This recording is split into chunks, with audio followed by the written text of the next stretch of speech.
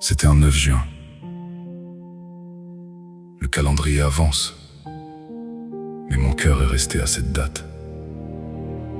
Et depuis ce jour, moi, Anderson, l'empereur, quelque s'est brisé en moi.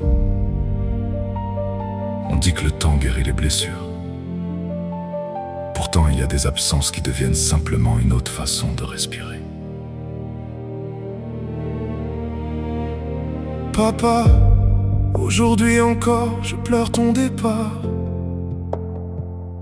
Je ferme les yeux et je revois ton sourire, tes pas, ton regard. Les nuits sont longues, les souvenirs me tiennent éveillé. Et parfois je redeviens cet enfant qui voudrait juste entendre parler.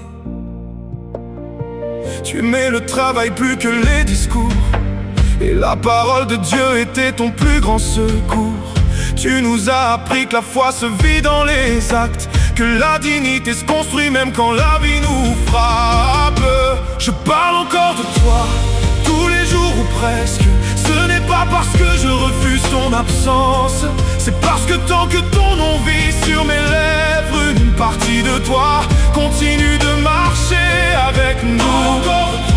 Et ceux qui me connaissent le savent, pour moi c'est une manière de te garder vivant, dans nos mémoires, dans nos cœurs, pour toujours. Le plus dur, ce n'est pas seulement de perdre un père. Le plus dur, c'est de le perdre quand on est encore si jeune.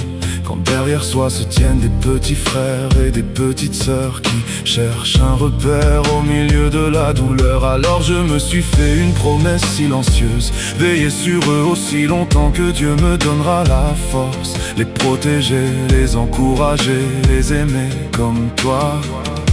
Tu l'aurais certainement fait. Beaucoup nous regardaient avec pitié, d'autres pensaient que tout était terminé, que sans toi nous tomberions et ne nous relèvions jamais.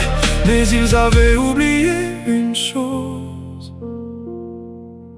Ils avaient oublié que Dieu écrit toujours le dernier chapitre. Quand les hommes disent « c'est fini », le ciel répond « ce n'est que le commencement ». Quand les portes se ferment, sa main ouvre un chemin.